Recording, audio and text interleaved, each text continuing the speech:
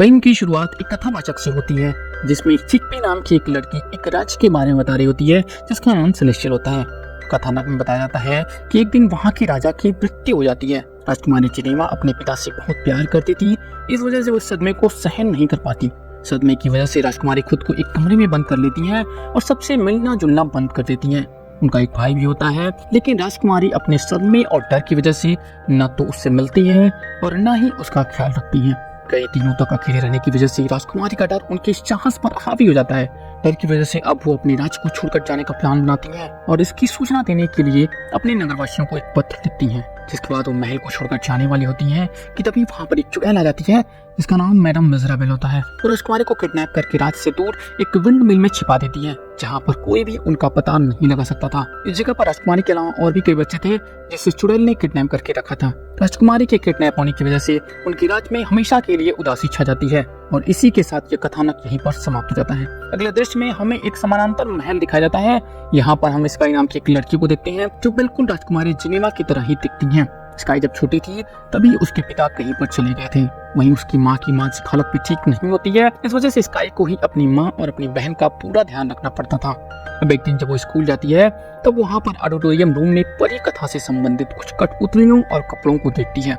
Sky बचपन से ही मंच पर प्रदर्शन करना चाहती थी, लेकिन वो अपने डर की वजह से कभी भी मंच पर प्रदर्शन नहीं कर पाती थी।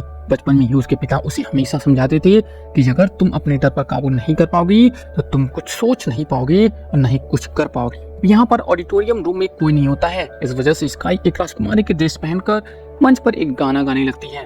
इस दौरान उसका पैर एक केले के छिलके पर पड़ता है जिससे वो फिसलकर नीचे गिर जाती है। नीचे गिरते ही वो जादुई रूप से दूसरी जगह पर टेलीपोर्ट हो जाती है। अब यहाँ पर जब उसकी आंखें खुलती हैं तब वो अपने आप को एक विंड मिल में कैद पाती है। यहाँ पर एक कठपुतली भी होता है जिसका नाम थम्पकिन होता है। वो स्काई को राजकुमारी जेनेवा के नाम से बुलाता है, जो सुनकर स्काई को कुछ भी समझ में नहीं आता। थम्पकिन स्काई से कहता है कि आप हमारी राजकुमारी हैं और आपको एक चुड़ैल ने किडनैप किया है जिसका नाम मिजराबेल है। अब थम्पकिन चुड़ैल के बारे में बताते हुए कहता है कि पहले ये चुड़ैल बहुत ही खूबसूरत थी। उसने अपनी आत्मा को कुछ आत्माओं को बेचकर उनसे काफी शक्तियां हासिल कर ली थी। उन शक्तियों की मदद से वो सेलेस्टियल राज के आसपास के लोगों को आपस में लड़वाने लगी थी ताकि वो उस जगह पर राज कर सके। लेकिन जब आत्माओं को पता चला कि वो उनकी शक्तियों का गलत इस्तेमाल कर रही है तब आत्माओं ने मिजराबेल और उसके पति पर हमला करके उन्हें बुरी तरह से घायल कर दिया था। वे दोनों अपनी अंतिम सांसें गिन रहे थे, लेकिन तभी वहाँ पर मास्टर विलो आता है जो कि एक बहुत ही खतरनाक जादूगर होता है। उसने चुड़ैल को जिंदा करने के लिए एक शर्त रखी। इस शर्त में उसने चुड़ैल को अपना गुलाम बनने के लिए कहा, जो सुनकर चुड़ैल तुरंत मान भी गई और फिर मास्टर विलो ने उसे जिंदा कर दिया, लेकिन उसकी खूबसूरती भी उससे छीन ली ताकि वो फिर से कभी नगर में नहीं जा सके। वहीं मास्टर विलो ने चुड़ैल के पति को एक उल्लू में बदल दिया जो अब भी चुड़ैल के साथ में ही रहता है। अभी सारी बातें जानने के बाद स्काई बहुत हैरान होती है, लेकिन वो इस जगह से भागना चाहती है। इस वजह से वो किसी तरह से दरवाजे को खोलती है, लेकिन दरवाजे की दूसरी तरफ समुद्र होता है। इस वजह से उसका प्लान फेल हो जाता है। अब इसी दौरान वहाँ पर एक आदमी आता है जिसका नाम कॉर्नेलिस होता है। कॉर्नेलिस को भी चुड़ैल ने बंदी बनाकर वहाँ पर छिपाया होता है। इसके बाद हम चुड़ैल को देखते हैं जो अपने पति हेक्टर, जिसे मास्टर विलो ने एक उल्लू में बदल दिया था, उसे अपनी प्लान के बारे में बताती है। अब यहाँ पर हमें पता चलता है कि चुड़ैल बच्चों के खून से बनी काढ़े को पीकर और फिर राजकुमारी के दिल को खाकर मास्टर विलो से भी ज्यादा पावरफुल बनना चाहती है ताकि वो मास्टर विलो की गुलामी से आजाद हो सके। लेकिन वो इस काम को गुप्त तरीके से करना चाहती थी ताकि मास्टर को इसके बारे में पता न चल सके, क्योंकि अगर मास्टर विलो को ये बात पता चली तो वो चुड़ैल को मार देगा। वहीं दूसरी तरफ अब हम राजकुमारी को देखते हैं जो वहाँ से बाहर निकलने के लिए प्लान बनाती है। वहीं थम्पकिन और कॉर्नेलिस राजकुमारी का मजाक उड़ाते हुए कहते हैं यहाँ से बाहर निकलना असंभव है। नेक्स्ट सीन में हम विंडमिल के तहखाने में एक आदमी को देखते हैं जो कि स्काई के पिता होते हैं। स्काई के पिता को भी चुड़ैल ने बंदी बनाया होता है। यहाँ पर स्काई के पिता उस कैदखाने से निकलने की काफी कोशिश करते हैं, लेकिन उस कैदखाने की चाबी एक दैत्य के पास में होती है जो कि 15 फुट लंबा होता है। वहीं वो खुद भी एक चैन से बंधे होते हैं। इस वजह से वो अपनी कोशिश में कामयाब नहीं हो पा रहे थे। वे अपनी बेटी से हर कीमत पर मिलना चाहते हैं, इस वजह से वे जीने की आस नहीं छोड़ती। अब यहाँ पर हम एक और कठपुतली को देखते हैं जिसका नाम चिकपी होता है। मूवी की कथावाचक यही थी।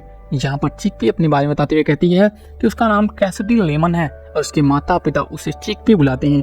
वो एक कठपुतली नहीं बल्कि एक छोटी बच्ची है जिसे चुड़ैल ने बंदी बनाया है। वो यहाँ कैद खाने में बंदी बच्चों के खाने के लिए कुछ ढूंढ रही थी। इसी दौरान वो एक कमरे में रखे जूस को पी लेती है जिससे वो एक कठपुतली में बदल जाती है। इसके बाद स्काई के पिता चिकपी की मदद से मॉन्स्टर से की हासिल कर लेते हैं और फिर उसकी मदद से कैद खाने को खोलकर वहाँ से भागने लगते हैं।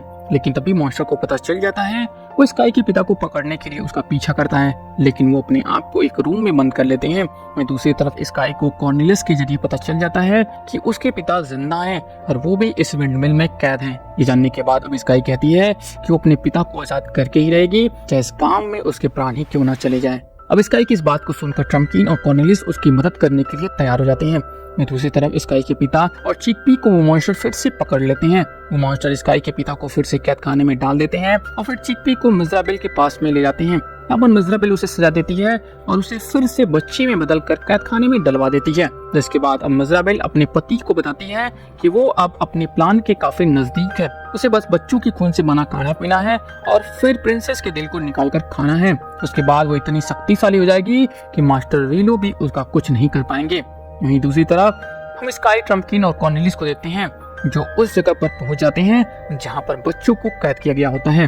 अब जहां पर स्काई कैद खाने को तोड़ने की कोशिश करती है लेकिन वो तोड़ नहीं पाती। इसी तरह वहां कॉर्नेलियस पर एक मम्मी हमला कर देती है, लेकिन वे तीनों मिलकर किसी तरह से उस मम्मी को मार देती हैं। इसके बाद अब हम चिकपी को देखते हैं जो स्काई को देखकर समझ जाती है कि वो उसकी प्रिंसेस हैं।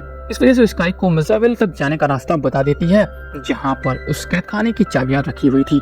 ये जानने के बाद वे तीनों तुरंत ही छिपते हुए मिजराबेल के पास में पहुंच जाते हैं। यहाँ पर उन्हें पता चलता है कि मिजराबेल आज ही अपनी प्लान को पूरा करेगी। तो जानने के बाद स्काई ट्रम्पकिन को चाबियां लाने के लिए भेजती है क्योंकि ट्रम्पकिन छोटा होता है। इसके बाद अब ट्रम्पकिन अपने ऊपर एक सफेद कपड़ा डालकर छिपते हुए चाबी उठा लेता है, लेकिन वापस आते समय चाबी गिर जाती है जिससे मिजराबेल और मॉन्स्टर को पता चल जाता है। लेकिन वे तीनों किसी तरह से चाबियों को लेकर वापस आ जाते हैं। फिर वो सभी बच्चों को आजाद कर देते हैं। यहाँ से बाहर निकलने का रास्ता चिकपी को पता होता है। इस वजह से वो सभी बच्चों को लेकर किंगडम की ओर निकल जाती है। वहीं स्काई अपने पिता को बचाने के लिए कॉर्नेल्स और ट्रम्पकिन के साथ वहीं पर ही रुक जाती है। तभी अचानक से वहाँ पर विच मिजराबेल हमला करके ट्रम्पकिन को बुरी तरह से घायल कर देती है। इसके बाद वो स्काई को जैसे ही मारने आती है तभी वहाँ का सीन पूरी तरह से बदल जाता है, जहाँ पर हम मास्टर वीलो को देखते हैं जिसने स्काई के पिता को जंजीरों से बांधा हुआ था।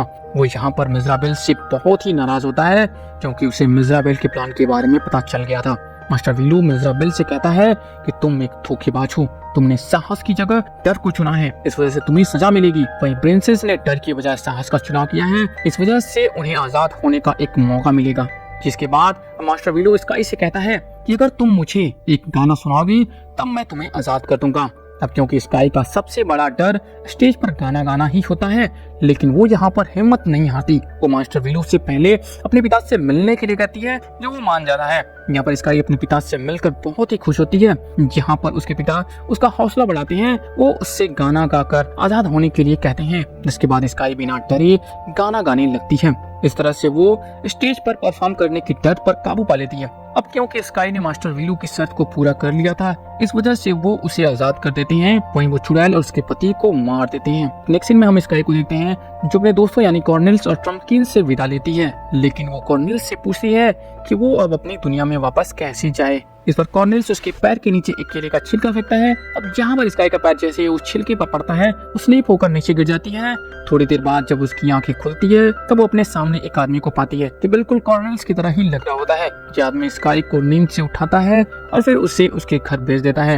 अब यहाँ घर पर उसकी मौत से बताती है कि डॉक्टर ने कहा था कि वो थकावट की वजह से बेहोश हो गई थी। वो कहते हैं कि अब तुम्हें ज्यादा चिंता करने की जरूरत नहीं है, हम तीनों साथ मिलकर सभी प्रॉब्लम को सॉल्व कर लेंगे। इसके बाद अब मूवी के लास्ट में हम स्काई को देखते हैं जिसके हाथ में वही घड़ी होती है जो ट्रम्पकिन ने दिया था। घड़ी को देखकर वो समझ जाती है कि उसने जो देखा था वो कोई सपना नहीं बल्कि हकीकत ही था। इस वजह से वो ये समझ जाती है कि एक दिन उसके पिता उसके पास जरूर आएंगे।